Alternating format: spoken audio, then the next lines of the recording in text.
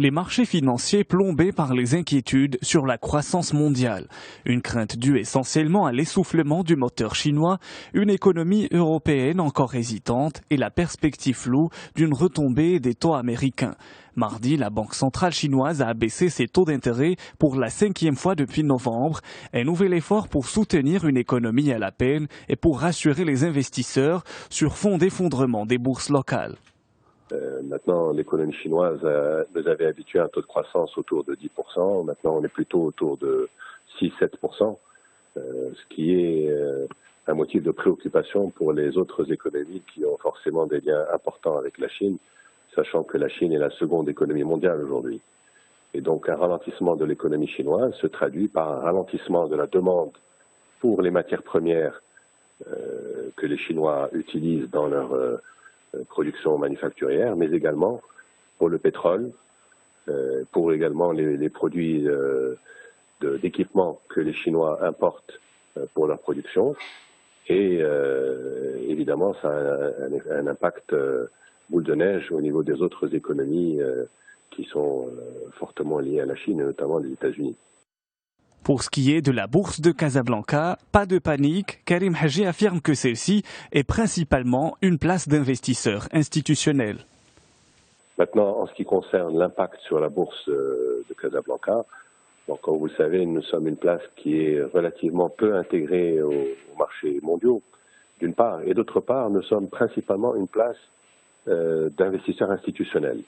Et qui dit investisseurs institutionnels dit des gens plutôt prudents qui n'ont pas de raison de s'affoler et de vendre leurs actions sur un simple,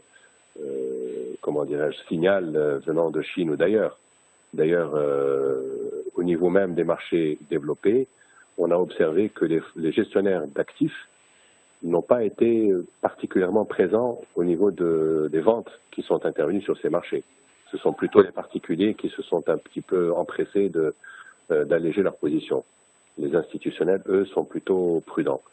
Et donc, comme on a un marché d'institutionnels, eh bien, il est logique que le marché marocain ne suive pas la tendance qui est observée sur les autres marchés internationaux. Wall Street réussissait mardi un net rebond à la faveur d'une ferveur d'achat par les investisseurs au lendemain d'une dégringolade sur les marchés mondiaux qui a suscité la pire performance de la bourse new-yorkaise en 4 ans. Les marchés mondiaux étaient également ravivés par la décision de la Banque centrale chinoise de baisser son taux d'intérêt directeur dans un effort de stimuler la croissance économique après une chute record de son marché financier. Lundi, les indices de Wall Street essuyaient des pertes records avec le Dow Jones clôturant à moins de 586 points, sa pire performance mensuelle depuis février 2009. Tim Cook évite la débâcle boursière grâce à un email. Dans un message adressé lundi à un journaliste économique, le directeur général d'Apple, Tim Cook, a coupé court aux craintes sur l'état des ventes de son groupe en Chine. L'effet a été aussi immédiat que spectaculaire.